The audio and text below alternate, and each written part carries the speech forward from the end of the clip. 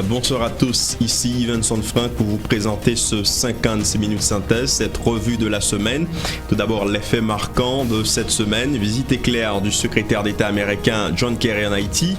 Mardi, il s'est entretenu au Palais national avec le président Martelly. John Kerry a réitéré le souhait des États-Unis en faveur de la poursuite du processus électoral en Haïti. Peter Murwin, c'est le nom du nouvel ambassadeur américain accrédité en Haïti. Le remplaçant de Pamela Ann White a remis mardi dernier au Palais national ses lettres de créance au président Michel Martelly. Et puis ouverture le 5 octobre dernier de l'année judiciaire pour l'exercice 2015-2016. L'occasion pour le président de la Cour de cassation, Jules Cantave, d'inviter les magistrats à rendre justice à qui elle est due. Haïti occupe la 134e position sur 144 pays dans le dernier rapport du Forum économique mondial sur la compétitivité. La Suisse vient en tête de ce classement. La République dominicaine se retrouve à la 98e place. Nouvelle prorogation d'un an du mandat de la mission des Nations Unies pour la stabilisation en Haïti. La chef de la MINUSTAH dit espérer que cette prolongation sera la dernière. Et puis à l'étranger, nouvelle fusillade aux États-Unis. Dans la nuit de jeudi à vendredi, un individu a fait feu sur le campus de l'université Norton en Arizona, faisant un mort et 3 blessés. Voilà pour les titres, mesdames, messieurs. À tout de suite. La NATCOM ne se soucie pas uniquement d'avoir la plus grande couverture réseau en Haïti, mais elle s'implique également dans le quotidien des Haïtiens et elle en est très fière. La NATCOM s'engage autant dans l'éducation que dans la santé. Avec le programme Internet à l'école, en partenariat avec le Conatel, ce sont plus d'une vingtaine de salles informatiques qui ont été offertes à des écoles publiques du département du Sud-Est. La NATCOM a comblé un vide dans les 10 départements avec des programmes mensuels en offrant des séances de consultation et des médicaments gratuitement. La NATCOM, c'est encore plus d'engagement. C'est un dévouement à la classe ouvrière grâce à son programme Corée ouvrier. Ce sont des milliers d'ouvriers qui sont connectés à leurs proches grâce à NATCOM. La NATCOM, c'est aussi près de 30 points de vidéoconférence offerts au gouvernement haïtien. NATCOM, une présence qui se confirme de plus en plus. NATCOM, Yon Haïti, Yon Réseau.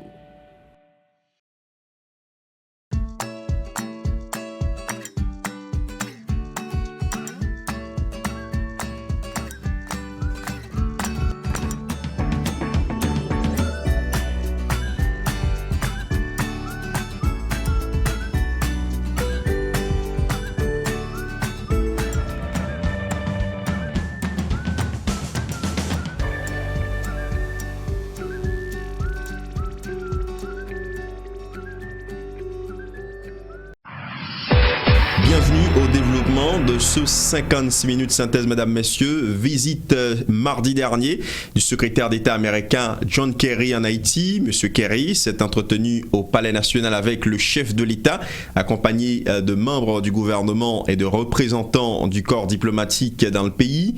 À l'issue de cette rencontre, les deux hommes ont donné une conférence conjointe au Palais national. Le chef de l'État, Michel Martelly, dans son intervention, a salué l'aide des États-Unis à Haïti dans plusieurs domaines. M. Martelly a exprimé sa volonté de passer l'écharpe présidentielle à un président élu le 7 février 2016. Le président Michel Martelly au micro de Johnny Saint-Ilus et Jasmin Denis. Je loue le ferme soutien des États-Unis à la poursuite du processus électoral qui doit s'achever d'ici la fin de cette année. Les deux gouvernements s'attachent mutuellement et continuellement au respect de l'échéance du 25 octobre et à la nécessité que le pouvoir présidentiel soit transféré d'élu à élu à la date que requiert la Constitution. L'exercice démocratique du 9 août était loin d'être parfait. Il a mis en exergue des faiblesses à la fois conjoncturelles et structurelles de notre système politique. Le CEP s'est engagé, et nous l'avons encouragé, à corriger tout ce qui peut l'être, afin que les élections qui auront lieu dans 19 jours soient meilleures. Pour sa part, le gouvernement continue à tout mettre en œuvre pour la bonne réussite du processus. L'accompagnement donné à la police sera renforcé en vue d'une meilleure efficacité le jour du scrutin. Haïti est résolument tourné vers l'avenir. Nous sommes convaincus que l'alternance démocratique est la seule voie possible et envisageable. Le secrétaire d'État américain John Kerry a invité les Haïtiens à se rendre aux urnes le 25 octobre prochain. Il a renouvelé le soutien de son pays en faveur de la poursuite du processus électoral en Haïti. John Kerry au micro de Johnny Santilus et Jasmin Denis. Le président Obama et moi-même, nous encourageons tous les Haïtiens à aller voter le 25 octobre et à être patients pour éviter toutes sortes de désordres. Et comme je viens d'en parler au président Martelly, la violence et l'intimidation n'ont pas leur place dans le processus électoral. Et je sais que le peuple haïtien mérite bien davantage que ceci. Les États-Unis et la communauté internationale, nous sommes là pour travailler, aider le CEP pour avoir un processus beaucoup plus paisible et beaucoup plus facile que ce qui s'est produit le 9 août.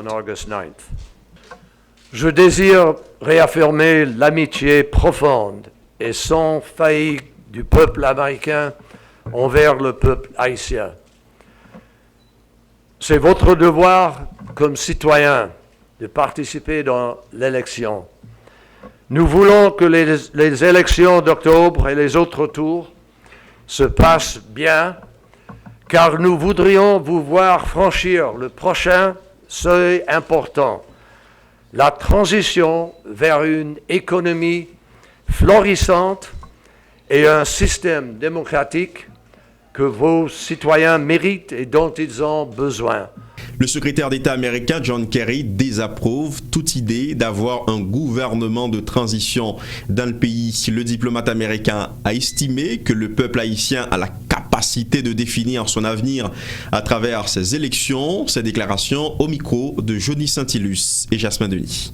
The United States, as I said, is working very, very closely with Haiti and with Les États-Unis et la communauté internationale travaillent de très près pour assurer que les élections se tiennent au moment opportun et que ce soit des élections libres, crédibles, honnêtes, transparentes, qui puissent être considérées comme étant légitimes.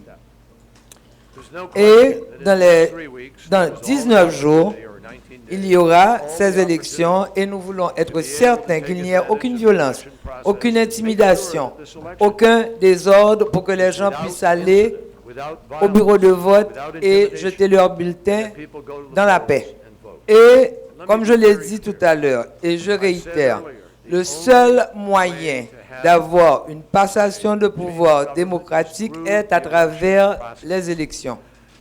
Et c'est ainsi qu'on peut avoir un gouvernement légal et légitime et attirer le soutien de la communauté internationale.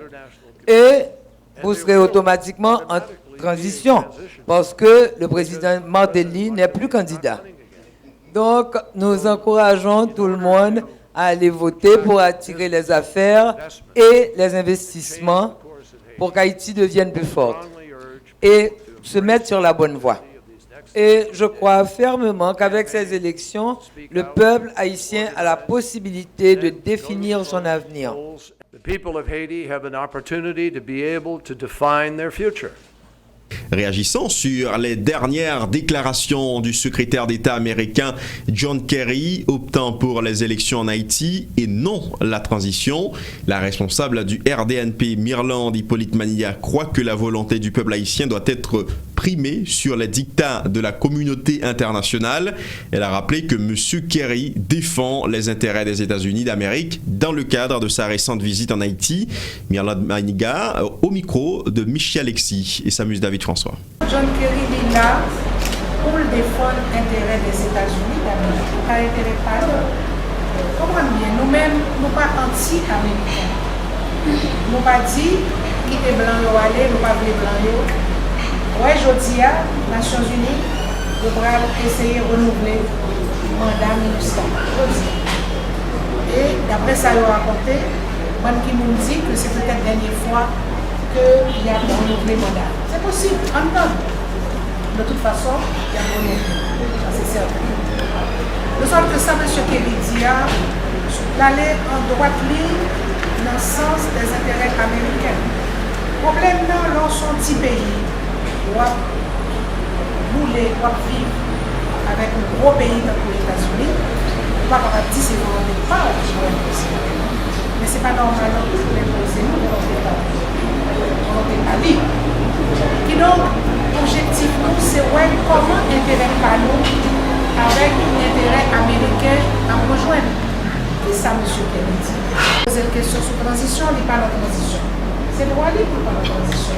Et c'est le droit pas tout. On dit que nous croyons, après une réflexion, que son transition bien pensée, bien organisée, bien planifiée, pour aider les pays à sortir de notre pays.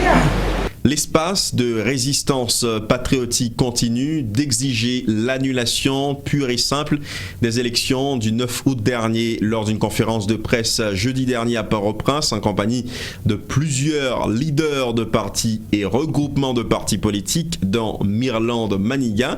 La présidente de la fusion des sociodémocrates Edmond Supplice-Bozil a appelé la population à rester mobilisée en vue de bouder la présidentielle du 25 octobre prochain en Haïti. Les propos de Edmond Supplice-Bozil recueillis par Michi Alexis et Samus David François. Espace résistance nan ap goumé pour bon gens élection faite dans le pays. Espace résistance nan quoi que c'est haïtien patriote qui pour nan espace pouvoir qui pour défendre cause peuple haïtien. Espace la vle que tout le monde vive tant que monde. Que la population cité soleil la vive tant que monde. Que la population cité l'éternel la vive tant que monde. Que la population la forcette la vive tant que monde. Toute catégorie monde qui n'a mal cité vive tant que monde. Ça qui passe 9 août là. Faites contre vous-même peuple ici. Espace résistance lundi pour continuer manifester mes contentements. Continuer condamner coup d'état ça. Exiger à toute force annulation élection 9 août là. Pas de premier tour, pas de deuxième tour.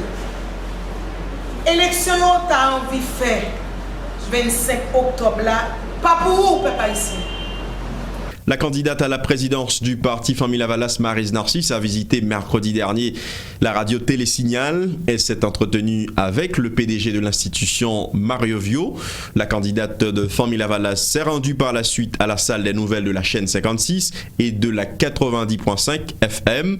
Maryse Narcisse a félicité le travail qu'effectue Radio Télésignal dans le monde de la radio-télédiffusion pour l'avancement et le renforcement de la démocratie en Haïti. La candidate a réitéré la position de son parti exigeant l'annulation du scrutin du 9 août dernier et a appelé une nouvelle fois à ses partisans à la mobilisation afin de rendre le 25 octobre de meilleures élections par rapport au 9 août. Les propos de Maryse Narcisse au micro de Pierre Lunique Revanche et Max Joseph. Jeudi, c'est une visite très courte. Son visite pour moi dit nécessité pour que nous continuions à mobiliser dans le pays. On appelle à la mobilisation pour tout le monde, pour empêcher justement que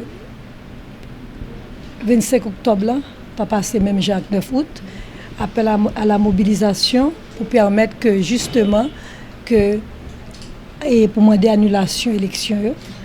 Et parce que je dis, nous avons besoin de bonnes élections, d'élections libres honnêtes dans le pays, pour permettre que nous ayons un nouveau gouvernement, un nouveau président légitime dans notre pays le 7 février 2016. C'est le moment tout pour me faire appel à l'unité dans tête ensemble. Parce que je dis, ma propre en phrase président ici, c'est pas un seul mâchoire qui a moulin viande. Donc, l'important je dis, pour tout le monde mettre tête ensemble, pour permettre que tout le monde participe dans le pays et permettre que le pays aille de l'avant. La mission d'observation électorale de l'Union européenne en Haïti a procédé mardi dernier au déploiement de 22 observateurs dans les 10 départements du pays. en vue d'observer les préparatifs concernant les prochaines élections ainsi que le déroulement de la campagne présidentielle lancée il y a plus d'une semaine. Le chef observateur adjoint de la MOE Union Européenne Haïti met l'accent sur de meilleures préparations par le Conseil électoral provisoire afin de réparer les erreurs commises lors du scrutin du 9 août dernier. José Antonio de Gabriel au micro de Pierre Lunique Revanche et Maxo Joseph. Nous considérons que les élections du 25 octobre sont particulièrement importantes. Elles seront plus complexes que celles du 9 août parce qu'on va voter pas seulement le premier ou le deuxième tour de législatif en fonction du fait que le CEP ait ordonné des répétitions ou non, mais on va commencer avec les élections présidentielles ainsi que les municipales. Donc il y aura plus d'urnes, il y aura plus de complexité. On s'attend à un taux de participation plus élevé qui est vraiment très important pour la démocratie. Le taux de participation, on l'a dit plusieurs fois, a été très bas lors du dernier scrutin. Et donc nous, on a l'espoir que cette situation change et que les Haïtiens se rendent en plus grand nombre aux urnes. Très important pour nous, le CEP a fait bilan des problèmes qu'on a vécus lors des derniers scrutins. Des problèmes d'espace dans les bureaux de vote, des problèmes très souvent de formation de membres des bureaux de vote. Et deux problèmes aussi dans la gestion des mandataires. Donc il y avait tout un ensemble de problèmes auxquels qui le CEP devra adresser pour les prochains scrutins, que nous espérons soit mieux organisé que celui du 9 août passé, justement parce que maintenant on a l'expérience, on a identifié les problèmes. Autre point, les secteurs vaudou et paysans ont désigné Carline Viergelin comme leur nouvelle représentante au sein du Conseil électoral provisoire, un remplacement de Néhémie Joseph, qui, rappelons-le, avait démissionné de son poste parce qu'il se sentait inconfortable, a-t-il expliqué. Les deux secteurs ont adressé en ce sens une correspondance à l'exécutif qui, à son tour, informé le CEP de cette désignation. La chef suprême du Vaudou, par intérim, Evonie Auguste, désapprouve la désignation de la citoyenne Carline Viergelin par les secteurs paysans et vaudou au sein du Conseil électoral provisoire, un remplacement de Néhémie Joseph. Madame Auguste a affirmé que le secteur vaudou n'a jamais été représenté au sein du CEP, ajoutant ne pas reconnaître le choix de Carline Viergelin comme représentant du secteur au sein de l'institution électorale. L'Antinationale AI, Evonie Georges Auguste au micro de Roissy Antoine et Yvan Saïd. Le secteur vaudois pas un représentant dans le conseil électoral. Mambo Carline Viergelin sont membres liés, on membre de longue date. C'est pas un membre ailleurs. Son membre que nous connaissons, son compagnon de lutte, il fait un pile bagarre dans vaudois, mais ils sont citoyens tout. C'est doual pour le travail. Ils jouent un job, ils prennent, mais le secteur n'a pas voulu.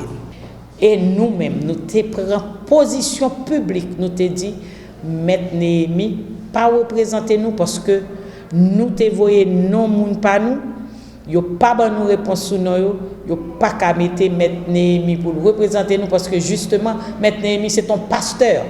Un pasteur, bon, on ne pas comprendre comment un pasteur a tout, te fait accepter pour le représenter le secteur vaudou. C'est pas un secteur où j'aime travailler avec, il pas venir la caille nous la journée, il pas venir la caille nous le soleil chaud.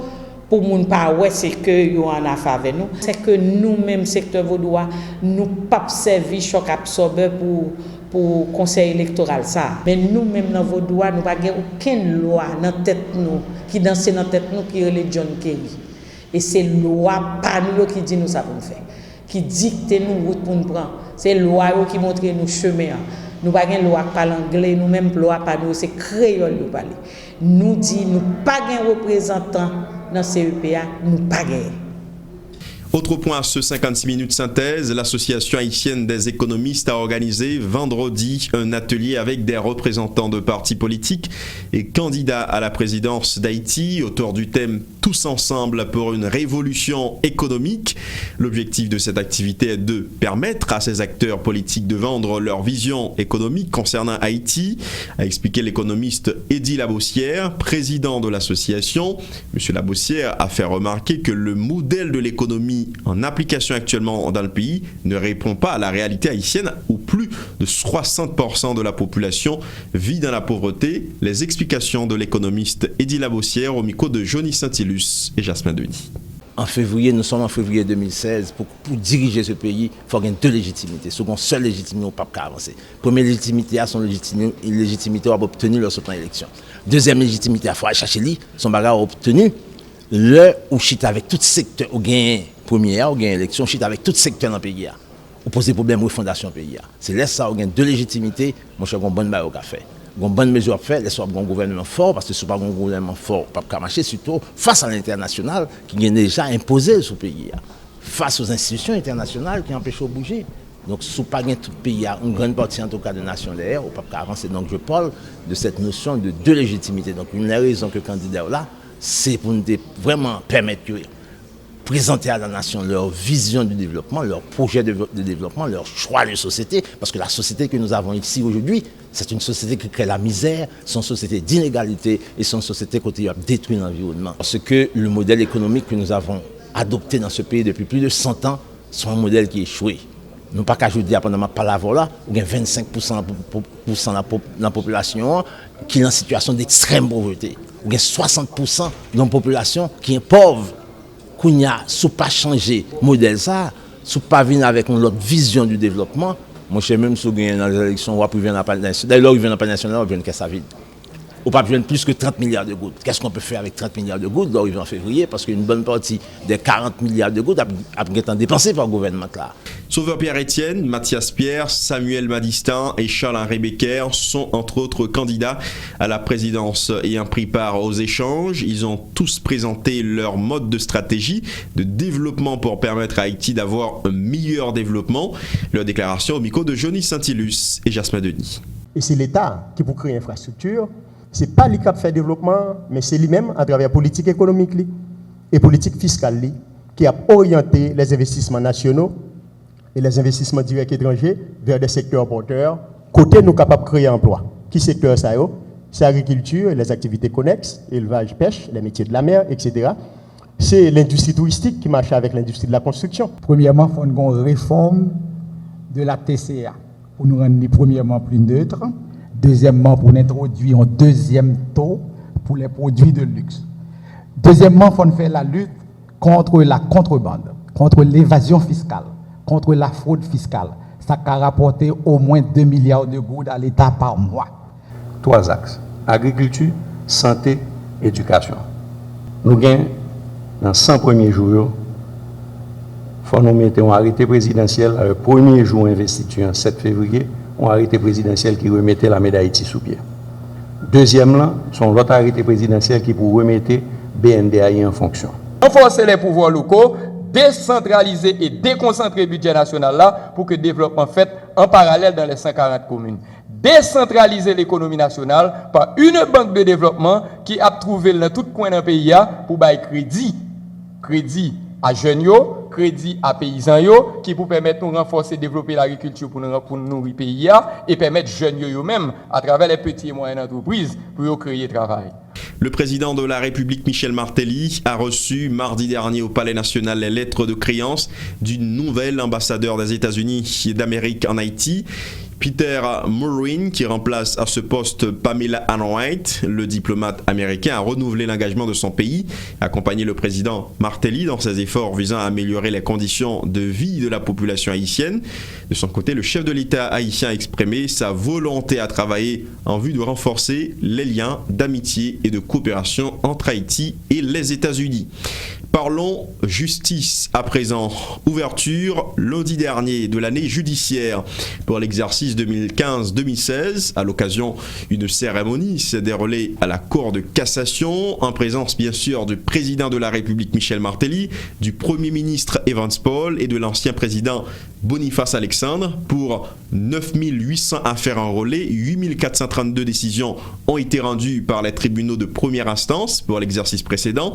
Le président de la Cour de cassation, Maître Jules Cantave, invite les magistrats à s'assurer que justice soit rendue à qui elle est due. Jules Cantave était au micro de Rossé Antoine et Yvan Seïd. La justice est l'épine dorsale de tout état de droit. On ne peut parler d'état de droit là où les droits humains sont bafoués. Sur ce, il faut comprendre que pour défaut d'argent, messieurs les juges, vous ne devez pas permettre que la justice ne soit pas rendue à celui qui est dû. Pour des questions d'appartenance, d'amitié, de classe, etc., messieurs les juges, vous ne permettrez pas non plus que la vraie victime ne juge pas des avantages de cette loi. Les responsables de juridiction veilleront à ce que le magistrat ne soit pas sanctionné injustement pour une faute qu'il n'a pas commise, alors que l'autre réellement fautif ne s'en inquiète nullement à cause de son accompagnement. De même, chers collègues magistrats, pour que les droits humains ne soient pas bafoués, vous allez veiller à ce que la justice ne se vende pas au plus offrant. Quant aux doyens, je réitère ma demande formulée quelques mois de cela. Car la Cour de cassation, sur 50 dossiers d'assises criminelles, 43 sont cassés et renvoyés par demande de notre juridiction pour absence de procès-verbal d'audience. Ce qui constitue un problème crucial. Le ministre de la Justice, Pierre-Richard Casimir, dans son intervention, a précisé que sous l'administration du président Martelly, plusieurs décisions, dont la mise en place du CSPJ, ont été prises en vue de renforcer le pouvoir judiciaire. Il a par ailleurs souligné des efforts enregistrés dans la lutte contre la détention préventive prolongée, grâce à l'opération Coup de poing lancée en mars dernier. Toutefois, il dit reconnaître que beaucoup reste à faire, notamment l'élaboration d'une nouvelle loi sur l'organisation de l'appareil judiciaire. Pierre-Richard Casimir au micro de Rossé Antoine et Yvan Seïd. L'opération Coup de poing vise nullement à libérer les détenus. Elle vise essentiellement à s'assurer qu'une personne qui est en prison soit fixée sous son sort, puisse savoir qu'il y a un délai dans lequel il sera soit libéré, ou bien un temps pour lequel il est appelé à purger sa peine. Voilà pourquoi je suis heureux quand les statistiques ont été communiquées, il y a à peu près 800 personnes qui ont été jugées, et de ces 800, environ 535 personnes ont été condamnées et les autres libérées. Tout ceci témoigne, s'il en était besoin, que cette opération ne vise nullement à libérer les gens qui croupissent au-delà du temps imparti par la loi en prison. Mesdames, Messieurs, au cours de l'année judiciaire 2015-2016, le ministère de la Justice amplifiera sa lutte contre la détention provisoire prolongée, dynamisera le programme d'assistance légale en l'étendant à l'échelle nationale et renforcera la lutte contre des infractions spécifiques telles le blanchiment des avoirs, le trafic illicite de stupéfiants, la contrebande, la violence faite aux femmes, la traite des personnes, le vol de détail et la corruption. Le gouvernement est aussi préoccupé par l'organisation de voyages clandestins et la falsification de documents de voyage. Le barreau de Port-au-Prince a organisé mercredi dernier sa 2e édition de colloque scientifique autour du thème « La protection institutionnelle des droits du citoyen dans la sphère politique ». Cette activité fait partie des moyens mis en œuvre par le Conseil de l'ordre en vue d'actualiser et de renforcer les connaissances des membres du dit barreau, a expliqué le bâtonnier de l'ordre des avocats de Port-au-Prince, Stanley Gaston, au micro de Rossé Antoine et Yvan Saïd. Le barreau entend non seulement former ses membres, mais encore participer à la construction sociale en se prononçant sur un sujet relevant de son champ de compétences. Le thème retenu pour ce colloque, la protection institutionnelle des droits du citoyen dans la sphère publique, se situe dans le prolongement de la première édition sur l'état de droit. Il s'agit, dans une certaine mesure, de rapports de droit mettant en relation l'État et le citoyen. Le terme retenu permet d'aborder des sujets actuels, objets de profonde préoccupation et de débat dans la société. Face à la quasi-absence de débat sur les sujets d'intérêt public dans les milieux universitaires, il est normal que l'initiative de ce colloque intègre le programme de formation continue du barreau et en constitue le premier acte. Aussi, l'avocat a-t-il la possibilité d'être édifié sur des sujets d'actualité et de maîtriser les règles normatives qui s'y réfèrent, ainsi que les dernières approches théoriques. Il faut dire que cette activité trouve le support du ministère de la Justice et de la Sécurité publique. Entre autres sujets de réflexion de ce colloque, les carences de la Cour supérieure des comptes et du contentieux administratif. Le ministre de la Justice, qui a pris part aux assises mercredi dernier, a souligné qu'il faut travailler pour que l'accès à la justice soit pleinement effectif dans le pays.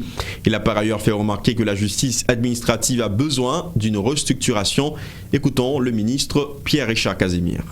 Mesdames, Messieurs, mon allocution aujourd'hui consiste à dire que la justice est bien plus large que le carcan dans lequel nous l'insérons le plus souvent. Et s'il faut parler de réforme, elle doit toucher chaque branche, chaque domaine, chaque composant. Aujourd'hui, quand on parle d'accès à la justice, on voit rapidement les contraintes économiques qui empêchent parfois nos justiciables de faire valoir leurs droits par devant les instances contentieuses. Mais il n'y a pas que les tarifs judiciaires qui limitent l'accès à la justice. D'autres faits et situations influent aussi sur cet accès.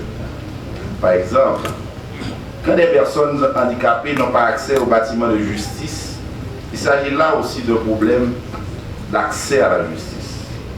Quand des non-voyants ou des sourds ne trouvent pas dans l'enceinte même du tribunal l'assistance qui répond à leur handicap, c'est encore un problème d'accès à la justice. Nous ne pouvons pas résoudre tous ces problèmes à la fois, mais il convient de les reconnaître et de nous mettre d'accord pour y travailler aujourd'hui et demain. Je souhaite que les réflexions et les échanges qui se feront au cours de ce colloque soient de nature à influer positivement sur le processus de réforme de la justice en Haïti, qui doit être nécessairement une réforme pluridimensionnelle.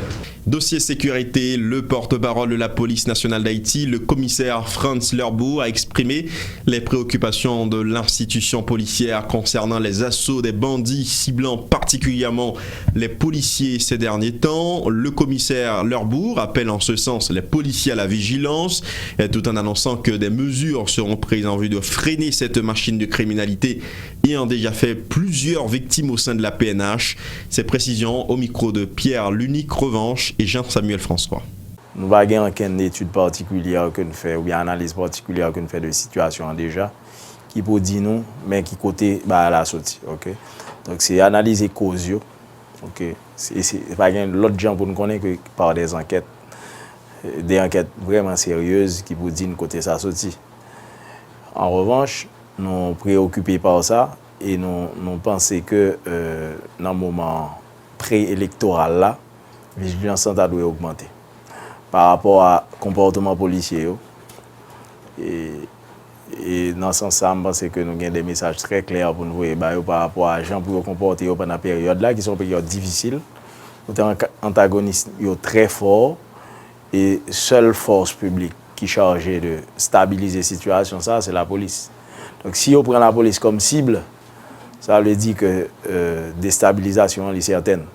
Donc nous comptons réagir à la situation, ça, mais ce n'est pas une réaction aveugle, c'est une réaction qui est bien sous-pesée et qui passe par des enquêtes judiciaires qui pour prendre mon lieu et puis mener devant le tribunal. Nouvelle prolongation d'un an du mandat de la mission des Nations Unies pour la stabilisation en Haïti, la MINUSTAH. Jeudi, au cours d'une réunion du Conseil de sécurité de l'ONU sur Haïti, la chef de la MINUSTAH, Sandra Honoré, a suggéré au secrétaire général de l'ONU, Ban Ki-moon, une prorogation du mandat de la mission pour une durée d'une année supplémentaire afin de permettre un transfert ordonné et durable des activités de maintien de l'ordre actuellement assumées par la MINUSTAH. Madame Honoré a indiqué que cette année serait peut-être la dernière et voilà ce qu'elle a déclaré. Je recommande que le Conseil de sécurité proroge le mandat de la MINUSTAH d'une année supplémentaire, peut-être la dernière, jusqu'au 15 octobre 2016, en maintenant l'effectif actuellement autorisé de personnel en tenue, à savoir 2370 militaires et 2601 policiers. Juste le temps d'observer une pause à ce 56 minutes synthèse. On vous retrouve tout de suite après.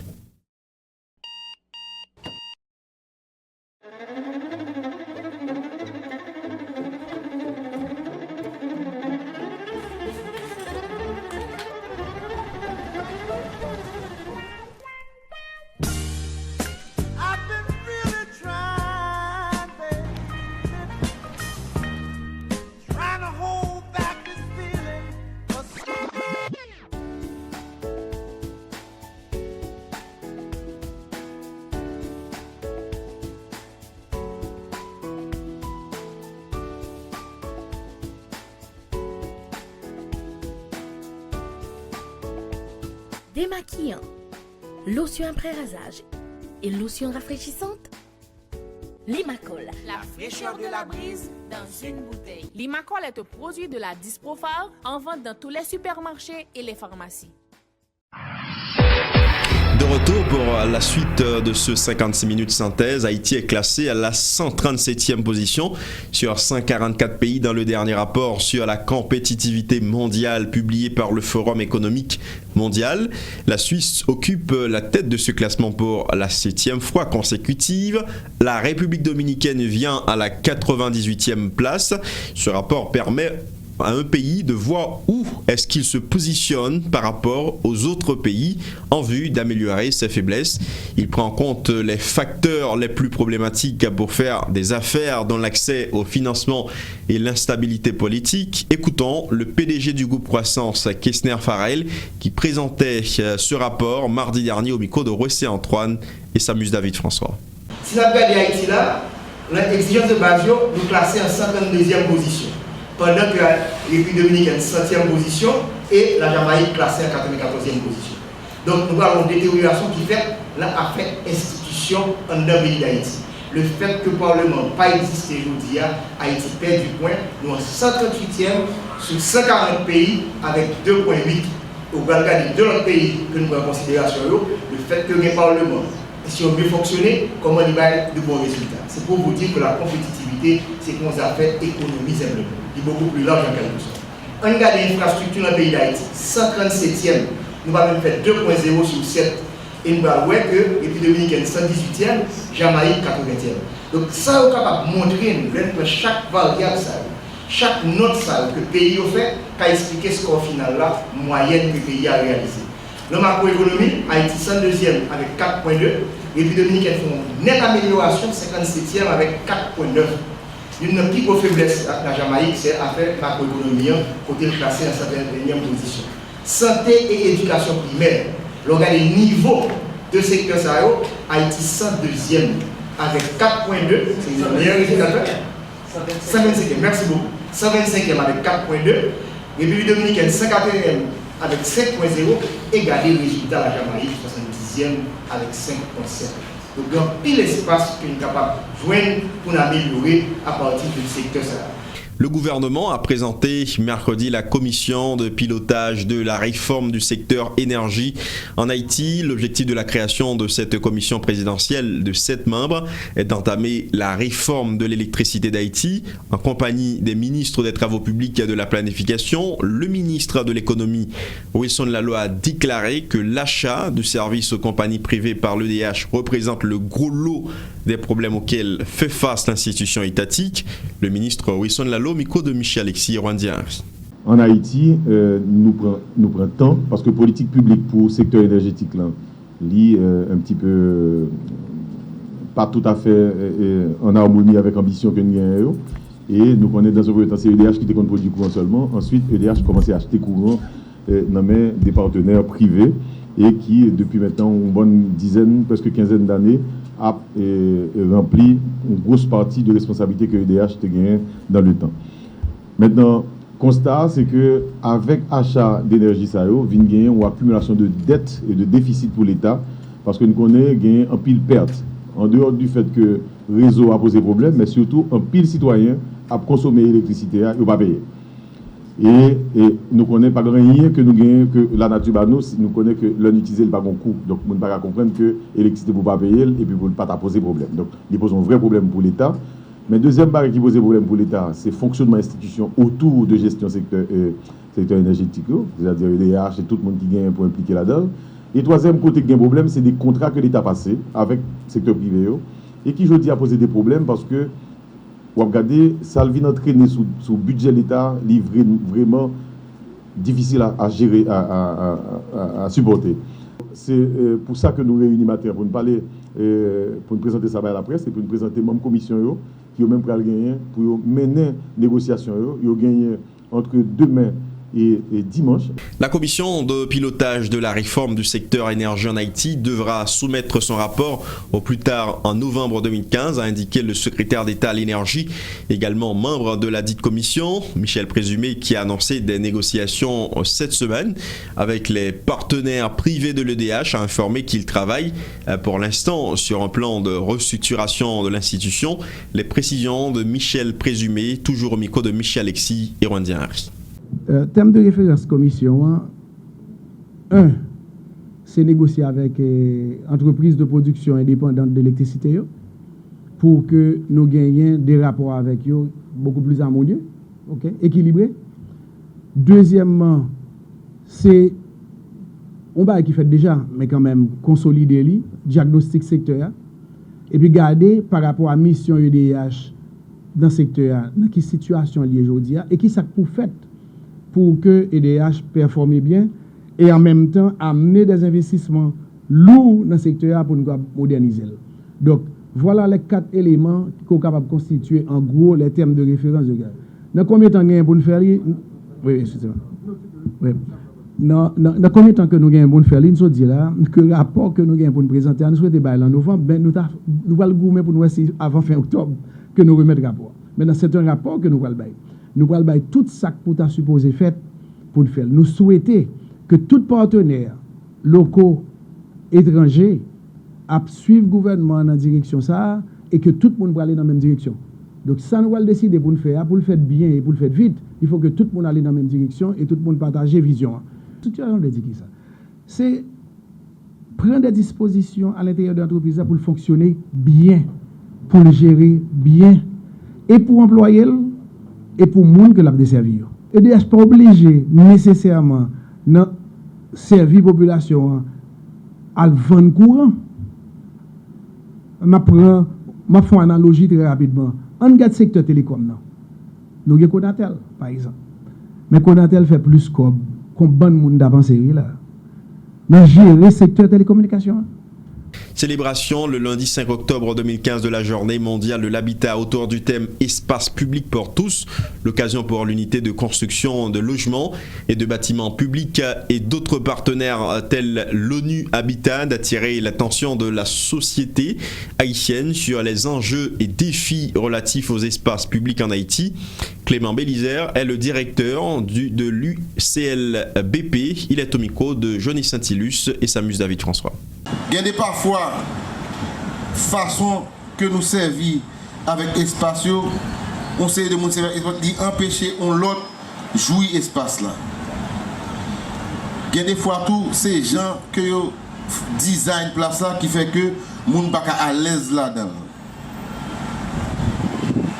Donc laisse arriver des monde nous victimes de façon ça avait dit que nous pas à l'aise, nous pas à laïté comme nous jeunes d'avlé ni sous place ni sous trottoir ni dans la rue tout bail. Tandis que pendant que nous connaissons trottoir yo fait pour monde marcher n'après que en pile fois dans le pays d'Haïti trottoir c'est marchand, c'est mon qui vend manger etc. qui occupé. Trottoir tout servi pour véhicules stationnés et yo pas jamais capable de servir pour monde marcher. Mon obligé marcher atteint dans la rue. Machine, camion, trailer, motocyclette, tout le monde a boumé pour la rue. Comme marcher sur le trottoir, la rue a créé, piéton, machine, nous tous a boumé pour une petite place dans la rue. Et puis qui s'acrivait, donc automatiquement, il y a un série de monde qui vient exclu. Par exemple, un monde qui a un handicap, il n'est pas qu'à rentrer dans le combat. Ça. Et ça vient faire tout que il y a un pile d'accidents qui fait et un pile monde présent. Le caractère d'une ville est défini par les rues et ses espaces publics, a fait remarquer pour sa part le coordonnateur des programmes de l'ONU Habitat en Haïti, Jude Senatus, a estimé que des espaces publics bien gérés représentent un atout clé pour le fonctionnement d'une ville et de son économie. Il a aussi plaidé pour des espaces publics accessibles à toutes les couches de la société.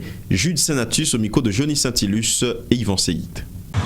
La commémoration de cette année de la Journée mondiale cherche à sensibiliser le public à la nécessité pour que les espaces publics et les rues soient bien conçus et gérés, à élaborer des processus et des outils pour promouvoir des espaces publics accessibles et sécuritaires pour tous, pour les femmes et les enfants, les personnes âgées et les personnes handicapées. La commémoration cherche à renforcer la cohésion de la communauté et la sécurité pour tous, en organisant le plus possible des activités et des événements dans les espaces publics et dans les rues, comme cela se passe actuellement sur la place Sainte-Anne. Chapeau UCLBP pour ce choix cohérent. La commémoration cherche à contribuer, et pour nous c'est essentiel, comment contribuer à un dialogue politique qui met l'accent sur un large éventail de questions liées à l'intégration des espaces publics et des rues dans la planification urbaine. Elle cherche à identifier la formulation de politiques et des questions de développement des capacités dans lesquelles le système des Nations Unies, et en particulier ONU Habitat, peut offrir des contributions significatives. Célébration le 5 octobre dernier de la Journée mondiale des enseignants. Le ministre de l'Éducation, Nesmi Maniga, dans son message pour la circonstance, appelle les enseignants à s'engager dans la construction d'une autre Haïti, les invitant à mieux se former pour mieux servir la jeunesse du pays. Le ministre Maniga a salué le courage de plus de 100 000 enseignants dans le pays. Il a annoncé la reprise des pourparlers entre le ministère de l'Éducation nationale et le syndicat des enseignants et d'autres acteurs du système éducatif haïtien autour d'une entente visant à matérialiser le rêve d'une nouvelle école dans le pays. Inauguration jeudi dernier du nouveau bâtiment du lycée Alexandre Pétion au Bel-Air. La cérémonie inaugurale a vu la participation entre autres du président Michel Martelly, du premier ministre Evans Paul, du ministre de l'Éducation nationale. La reconstruction de cette infrastructure scolaire financée par l'État haïtien à hauteur de 8 millions de dollars américains via les fonds Petro-Caribé. Détail dans ce reportage signé Pierre Lunique Revanche et Yvan Seyit. Cet édifice, fraîchement reconstruit, abrite le lycée Alexandre Pétion, détruit lors du tremblement de terre de janvier 2010. L'infrastructure est construite selon les normes parasismiques et s'étend sur une superficie de 9700 mètres carrés à raison d'une capacité d'héberger 2500 élèves. Le ministre de l'Éducation nationale, au moment de l'inauguration du bâtiment, a dit croire qu'une bonne éducation doit d'abord passer par la refondation des écoles publiques. Aujourd'hui, Président, pour permettre que le ministère démontre qu'il est capable de faire régulation système et indiquer la voie de qui gens pour l'école faite. L'éducation, l'un des 5 E programmatiques du président Martelly. Aussi, le chef de l'État a souligné que cette réalisation est la matérialisation d'un rêve qui vise, depuis au départ, à offrir les mêmes possibilités d'apprentissage à tous les fils et filles du pays. Même là, on n'a pas de bels bâtiments, on a parlé de qualité d'éducation. Est-ce qu'on connaît que le ministre a mis un système en place, côté que on connaît à tout moment son professeur en dans la salle de classe là ou pas? Fondé en 1816, le lycée Alexandre Pétion a formé plusieurs hauts cadres dans le pays, dont l'ancien président Alexandre Boniface, qui jugeait bon de prodiguer quelques conseils à la nouvelle génération. Je me suis présenté au lycée Pétion à la classe de 6e. Je ne m'y attendais pas que j'allais être le 54e président de la République. La reconstruction de ce lycée a duré 30 mois. Elle est financée avec l'argent du Trésor public à hauteur de 8 millions de dollars américains grâce au fonds Petro-Caribé. Ce nouveau complexe comprend entre autres 37 salles de classe, une bibliothèque, un auditorium, 3 laboratoires et un bloc sanitaire. Le lycée Alexandre Pétion fêtera en avril 2016 son bicentenaire. Coup d'œil dans l'actualité internationale cette semaine, nouvelle fusillade aux États-Unis dans la nuit de jeudi à vendredi. Un individu a fait feu sur le campus de l'université Northern en Arizona, faisant 1 mort et 3 blessés avant d'être arrêté. Cette fusillade intervient une semaine après celle survenue dans l'Oregon. Reportage Euronews. Une nouvelle fusillade s'est produite la nuit dernière sur un campus américain à Flagstaff, une ville du nord de l'Arizona. Une personne a été tuée et 3 autres blessés. Les responsables de l'université Northern Arizona ont indiqué que la situation était stabilisée et que le tireur avait été arrêté. On ignore ses motivations. Ce drame intervient une semaine après la tuerie qui a fait 9 morts sur un campus de l'Oregon le 1er octobre dernier. Le tireur, un jeune de 26 ans, était lourdement armé. Il s'est ensuite suicidé. Cet épisode a relancé le débat sur le contrôle des armes à feu aux États-Unis. Le président Barack Obama doit venir ce vendredi rencontrer les familles de victimes à Roseburg. Un ancien président de l'Assemblée générale de l'ONU, John Ash, a été interpellé mardi par les autorités américaines qui l'accusent d'avoir accepté plus d'1 million de dollars de pots de vin en contrepartie de son aide à la réalisation de projets immobiliers, selon des documents publiés le 6 octobre dernier. Reportage Euronews. Il est accusé de corruption. John Ash, l'ancien président de l'Assemblée générale de l'ONU, a été interpellé mardi. Les autorités américaines le soupçonnent d'avoir touché plus d'1 million de dollars de pots de vin en contrepartie de son aide pour la réalisation de divers projets immobiliers. Les accusations d'aujourd'hui confirment que le cancer de la corruption sévit dans de trop nombreuses instances gouvernementales et infecte aussi l'Organisation des Nations Unies. John Ash est soupçonné de corruption pour des montres Rolex, pour des costumes sur mesure et pour un terrain de basket privé. Le 68e président de l'Assemblée générale des Nations Unies s'est vendu, déshonorant l'institution. John Ash est accusé d'avoir accepté plus d'1 million de dollars d'un groupe de 5 personnes, un système qui devait profiter à plusieurs hommes d'affaires.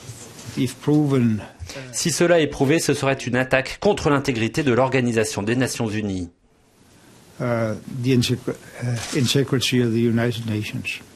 Le secrétaire général de l'ONU, Ban Ki-moon, s'est dit choqué et troublé. Sur le plan pénal, John Ash n'est pas poursuivi pour corruption, mais pour fraude fiscale, les autorités estimant qu'il a minoré ses revenus dans ses déclarations. La Cour des comptes brésilienne a rejeté le budget public 2014, estimant que le gouvernement a sciemment trafiqué les comptes pour dissimuler l'ampleur des déficits publics, alors que le pays était en pleine campagne électorale. Pour l'opposition, cette faute justifie une procédure de destitution de la présidente Dilma Rousseff, déjà empêtrée dans une crise économique et un scandale financier. Reportage Euronews. Au Brésil, la présidente semble encore un peu plus sur la sellette. Dilma Rousseff est depuis des mois embourbée dans un scandale de corruption qui implique le géant pétrolier Petrobras. Mardi, nouveau revers. Le tribunal électoral a relancé une enquête sur la campagne présidentielle de 2014. Il s'agit de faire la lumière sur les accusations de financement illicite. Mais ce n'est pas tout. Ce mercredi, le tribunal des comptes de l'Union a demandé aux parlementaires de rejeter les comptes publics de l'État pour l'année 2014. Motif, ces comptes auraient été maquillés volontairement pour cacher l'ampleur des déficits publics. Des irrégularités totalement contraires au principe de transparence, a souligné le rapporteur de cette Cour des comptes. Les parlementaires ne sont pas obligés de suivre l'avis de cette juridiction. Le vote aura lieu dans les prochains mois. N'empêche, cela fournit de nouveaux arguments à l'opposition de droite qui, au travers de grandes manifestations de rue, exige la démission de la présidente, Dilma Rousseff, dont la cote de popularité est au plus bas dans les sondages.